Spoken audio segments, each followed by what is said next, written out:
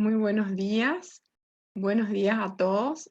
Agradezco la invitación al seminario taller de instrumentación quirúrgica, actualización y avances. Agradezco a Hernando Cifuentes, quien es una gran persona, un gran profesional, a quien tuve la oportunidad de conocer, ya que este tipo de eventos, aparte de buscar los conocimientos más actuales, importantes, nos estimula a crecer, a buscar desafíos, nuevos conocimientos y, por supuesto, crear lazos de amistad. Voy poniendo la presentación. Bueno, agradezco nuevamente a todos. Agradezco a todo el comité organizador por haberme hecho llegado a la invitación y hacerme partícipe de este evento tan importante. Bueno, hoy vamos a hablar un poco, vamos a compartir un poco lo que es qué es la tercer ventriculostomía endoscópica. Veo si sale la presentación. Bueno, voy a presentar a mi hospital, el hospital al cual yo pertenezco, el Hospital Nacional. El Hospital Nacional es un hospital de cuarto nivel, de referencia del país, a nivel público, ¿verdad? Se encuentra a 30 kilómetros de la ciudad de Asunción. Específicamente, como vamos a hablar de tercer ventriculostomía endoscópica, voy a mencionar las camas con las cuales cuenta en el servicio de neurocirugía. El servicio de neurocirugía cuenta con 7 camas en sala de internados que son exclusivos para neurocirugía. Y, pero en todo el hospital, entre urgencias, clínica médica y pediatría, hay un promedio de 40 a 45 pacientes en seguimiento por neurocirugía.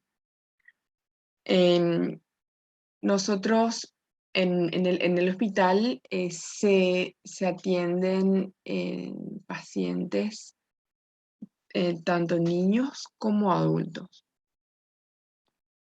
Bueno, siguiendo como vamos a hablar de lo que es el ventrículo cerebral, vamos a ver un poquito lo que es la anatomía del sistema ventricular. Bien, mira, creo que el cursor se ve. Entonces, tenemos el tercer ventrículo. El tercer ventrículo, vemos, se encuentra en el centro de la cabeza, ¿verdad? Dentro de los hemisferios. Dentro de los hemisferios. Tiene la forma de una C. Vemos. Está ubicado, o en realidad se encuentra, ¿verdad? Por debajo del cuerpo calloso. Esto sería el cuerpo calloso. Esto sería nuestro ventrículo, nuestro tercer ventrículo. Entonces está ubicado por debajo del cuerpo calloso, por encima, por debajo del cuerpo calloso y los ventrículos laterales, ¿verdad? Que nos indica. Por encima de la silla turca, nuestro ventrículo, por encima de la silla turca y del tronco cerebral. ¿Verdad? El tercer ventrículo se comunica en la parte anterosuperior por el ventrículo lateral a través del agujero de Monro. Y posteriormente se comunica con el cuarto ventrículo.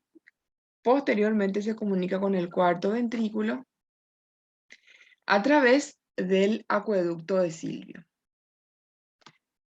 Esto es una imagen, ¿verdad?, anatómica, como vamos a ver cómo es que se comunican y vamos a ir mostrando más adelante en lo que vemos, ¿verdad?, ya con un paciente, ¿verdad?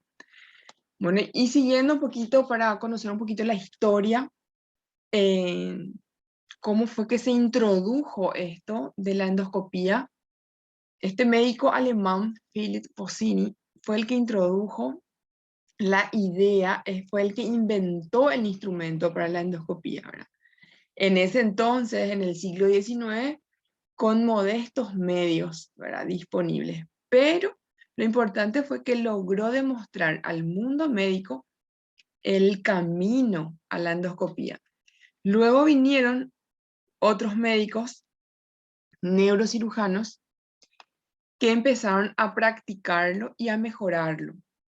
En 1922, Walter Dandy, quien es conocido como el padre de la neurocirugía, es quien comunica por primera vez el tercer ventrículo, pero con una alta morbimortalidad. Al año siguiente, Mixter realiza el procedimiento y se describe por primera vez en una ventriculostomía endoscópica exitosa.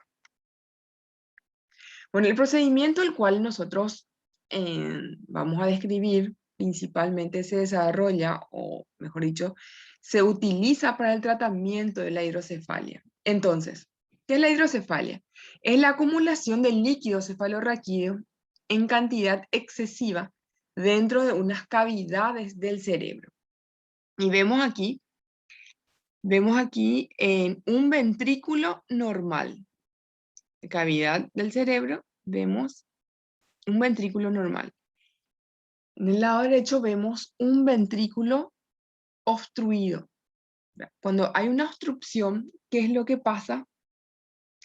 Se manifiesta una alteración en la producción del líquido cefalorraquídeo. Entonces, aumenta el volumen y puede presentarse de manera abundante, ¿verdad? El líquido puede presentarse de manera abundante en el espacio subaracnoideo, perdón, o en los ventrículos.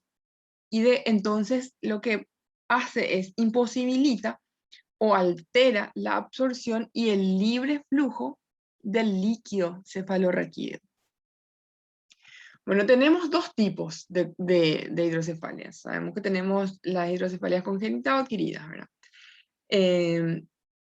Estos dos tipos nos describen una hidrocefalia comunicante o no obstructivas. Y tenemos por otro lado las no comunicantes u obstructivas. Si tenemos una hidrocefalia comunicante o no obstructiva, nos dice que es cuando hay una alteración en la circulación, ¿verdad? Alteración en la circulación, pero sí, no hay una alteración en la circulación, pero sí en la absorción. En este caso no está indicado una tercer ventriculostomía endoscópica. En un tipo de hidrocefalia no comunicante u obstructiva, que dijimos que es donde se presenta un aumento del volumen del ventrículo, ¿verdad? Se produce una alteración, es cuando se produce la alteración en la producción del líquido, que puede ser a causa de un sangrado, de quistes, hemorragias, tumores, es donde sí está indicado realizar esta cirugía. Bueno, ¿cuáles son los tratamientos que nosotros conocemos para la hidrocefalia? El primero y el clásico que conocemos es el tratamiento o la colocación de la válvula de derivación ventrículo-peritoneal. Esta válvula de derivación ventrículo-peritoneal es la colocación de un catéter dentro del ventrículo, ¿verdad? Este catéter nos va a ayudar a drenar el líquido a poder desobstruir el ventrículo. Pero es una forma, aparte es más invasivo porque nosotros colocamos una prótesis y dejamos eso en el paciente, ¿verdad? ¿Cómo se coloca? Bueno, colocamos un catéter proximal en el ventrículo. Luego esto tiene un cabo distal, ¿verdad?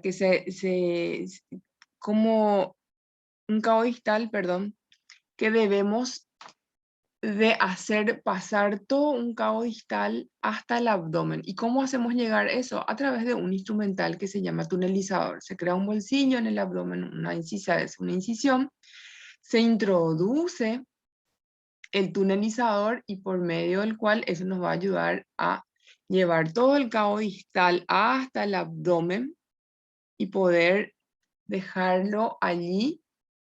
Y entonces todo el líquido que sale de los ventrículos, o sea, del ventrículo, mejor dicho, perdón, va al abdomen y se reabsorbe allí. Y tenemos por otro lado el otro tratamiento que es la tercer ventriculostomía endoscópica. Tercer ventriculostomía o tercer ventriculocisternotomía también llamado. ¿En qué consiste? Consiste en realizar una ventana en el suelo del tercer ventrículo para permitir que salga el líquido cefalorraquídeo o LCR hasta las vellosidades aracnoideas y de esta a los senos venosos. Como ya mencionamos hace rato, en hidrocefalias no comunicantes. Entonces vemos acá en la imagen, se introduce la óptica que va a ser nuestra visión. Por supuesto tiene todo un canal de trabajo que vamos a ver, y nos lleva la visión hasta el tercer ventrículo. Bueno, en cuanto a la logística y el equipamiento, precisamos de una torre de laparoscopía como para poder realizar este procedimiento. Necesitamos de un monitor, de un procesador de imagen en lo posible HD, Full HD, y una fuente de luz. Por la dimensión de la óptica, es mucho mejor trabajar, por supuesto, con este tipo de equipamientos, ¿verdad? Obviamente hoy día hablamos ya de imagen 4K, 3D, ¿verdad? Nosotros tenemos en nuestro hospital, ahora contamos con imagen Full HD.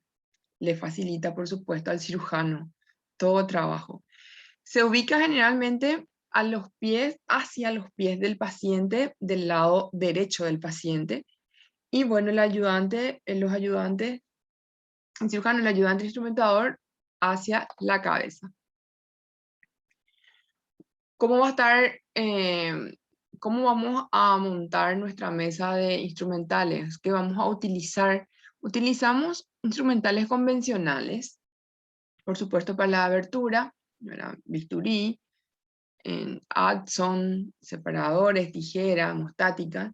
Y aparte, por supuesto, tenemos nuestro trépano que puede ser manual, un trépano eléctrico, cureta, aspirador, bipolar, y las suturas que utilizamos, que son poquitas, puede ser una polilactina 910 2.0 y un nylon 4.0 o 3.0. Y aquí abajo vemos vemos los instrumentales específicos serían, ¿verdad? Tenemos dos tipos. Varían de acuerdo a la marca del instrumental. Vemos cómo tiene otra forma. Esta es una óptica de 2,5 milímetros. Tiene un trocar. También cuenta con un asa. También cuenta con un asa para coagular. Un coagulador con punta roma. Tenemos otra con punta aguda. Y tenemos las pinzas, que pueden ser un sacabocados para tomar muestras para biopsia, y tijeras. En esta óptica vemos que tiene unas aberturitas aquí y aquí.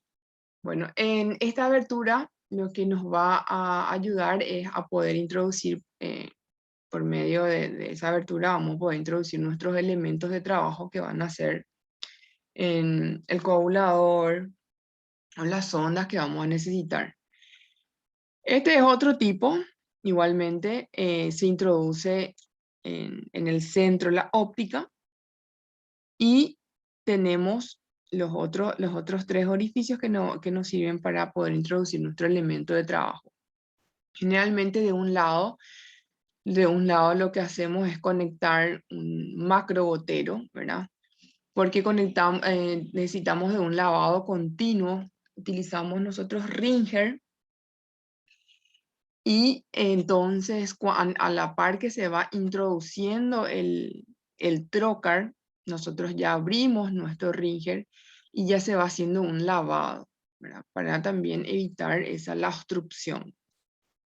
Y del otro lado, no es que todo lo que ingresa queda en el cerebro, no. De un lado ingresa líquido, del otro lado expulsa, entonces debemos dejar sí o sí un lado libre. Y entonces nos queda una abertura como para poder introducir nuestro elemento de trabajo. Bueno, un video cortito. El paciente, este procedimiento se realiza siempre con anestesia general, paciente en decúbito dorsal. Una vez que el paciente, el protocolo del centro donde yo estoy es una vez paciente anestesiado, se realiza la asepsia y se rasura la zona operatoria, ¿verdad? Se hace una pequeña incisión de no más de 3 centímetros, ¿verdad? Se coloca un separador autoestático. En este caso estamos viendo que utilizan un perforador eléctrico, ¿verdad? Cureta para limpiar la tabla interna, lo que queda, se coagula un poco la obra madre y eh, se introduce el trocar. Una vez que se introduce el trocar, nosotros ya tenemos visión directa de lo que se está haciendo. Se introduce y a la par que se introduce uno ya está viendo. Tenemos las vellosidades, allí se veía perfectamente el agujero, ¿verdad? Y vemos, ese es el piso del ventrículo, se ve de esa forma y es lo que nosotros necesitamos perforar para poder comunicar y para que haya un paso, para que haya un libre flujo, ¿verdad? Del líquido. En ese caso se está perforando con el coagulador que les dije, que es un asa de punta Roma, que nosotros podemos conectarlo a un electrocauterio por si haya algún tipo de sangradita. Y vimos, acá tengo otro video.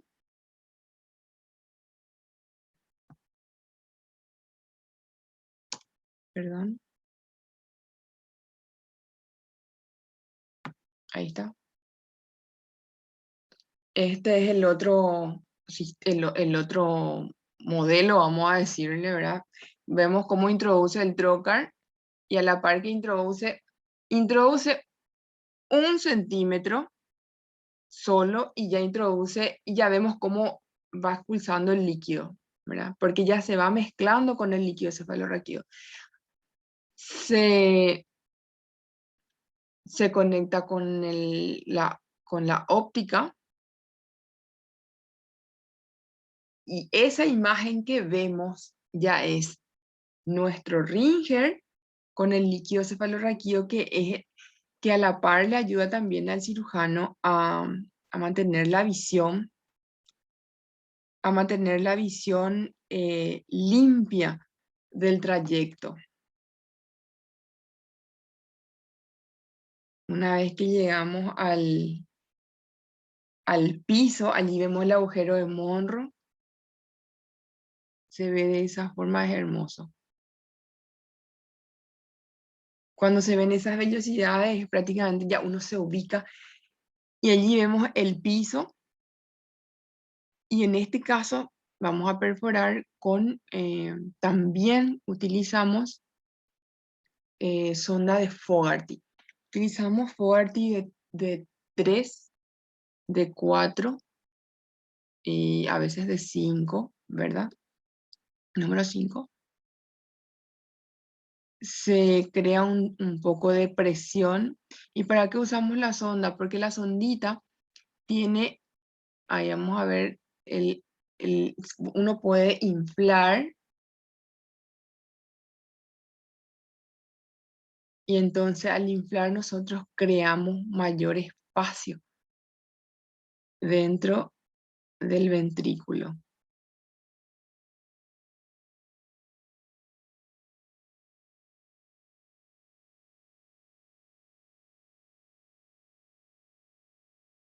Al crear mayor espacio, entonces el flujo, por supuesto, eh,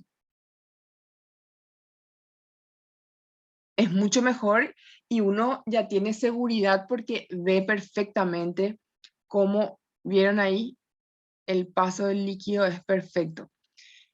No se debe introducir de más, solo se introduce medio centímetro porque detrás allí ya tenemos, hay vasos, hay arterias. Está la arteria basilar muy cerquita nomás allí y allí se ve como el paso del líquido, ¿verdad? Bueno, en la experiencia, en cuanto a la experiencia en nuestro centro, desde el año 2016, que fue que se inició por primera vez, hasta hoy, son 50 casos. Realmente en este año aún no se hizo ninguna. El año pasado se hicieron 2 procedimientos. Eh, no es porque no se quiera. Nosotros no contamos con ese instrumental. El instrumental es del médico o muchas veces tenemos que pedir prestado a otro hospital, ¿verdad? Como es muy costoso, son instrumentales sumamente costosos, bueno, el médico se hace responsable y trae eh, por medio de una serie de gestiones. Y en lo otro que teníamos eh, era propio de nuestro jefe de servicio y que finalmente se terminó rompiendo la óptica que es pequeña, lastimosamente. Pero aparte de eso, de esos sucesos, en- como hay mucha demanda de torre en nuestro hospital y no tenemos instrumentadores 24 horas que manejen el equipo, solamente generalmente se usan durante el día. Entonces, como estaban todas las torres ocupadas, muchas veces esa también era una de las causas, ¿verdad? Bueno, se llegaron a realizar 50 casos, una biopsia de tumor talámico y las edades promedio, o sea, el rango de edad de los pacientes de quienes fueron intervenidos, fueron un bebé de 2 meses a pacientes de 86 años. Bueno, ¿cuál es la diferencia? ¿Cuál es la diferencia que existe entre una colocación de una válvula de derivación ventrículo-peritoneal y una tercer ventriculostomía endoscópica? Menor riesgo de infección, estadía hospitalaria también disminuye. No hay disfunción, ¿verdad? No hay disfunción porque al no colocar en ningún cuerpo, vamos a decirlo cuerpo extraño, porque una prótesis es un cuerpo extraño, no hay ninguna obstrucción de ese catéter que se pueda llegar a colocarle al paciente, ¿verdad? A diferencia de lo que es la válvula de derivación ventrículo-peritoneal. Tampoco no hay diferencia, no hay, perdón, no hay edad, no hay una edad estimada para realizar el procedimiento. Bueno, y haciendo un cálculo, estuvimos viendo que se podría ahorrar entre $10.000 más o menos eh, de forma, si es que realmente tenemos si teníamos toda la infraestructura como para poder realizar como primera opción una tercer ventriculostomía endoscópica, ¿verdad? Y bueno, en cuanto a las complicaciones, por supuesto, pueden llegar a haber también complicaciones en los 50 pacientes que mencioné. Nosotros, gracias a Dios, no hubo ninguna complicación. pero por supuesto pueden haber hemorragias, hematoma en el trayecto, ¿verdad? Al introducir el trocar. Se pueden quedar con una colección subfrontal, puede haber infección de herida, infección de sitio quirúrgico. También pueden llegar a haber hematoma subdural, ventriculitis, ¿verdad? Ventriculitis es el más temido generalmente, siempre. Bueno, pero como les dije, nosotros, gracias a Dios, con esos casos que se hicieron, no llegamos a tener ninguna complicación. Bueno, si bien el procedimiento, ¿verdad? En sí, ¿verdad? No es nuevo, ¿verdad? La introducción de la endoscopía ha permitido conseguir una mayor efectividad y un menor riesgo de complicaciones.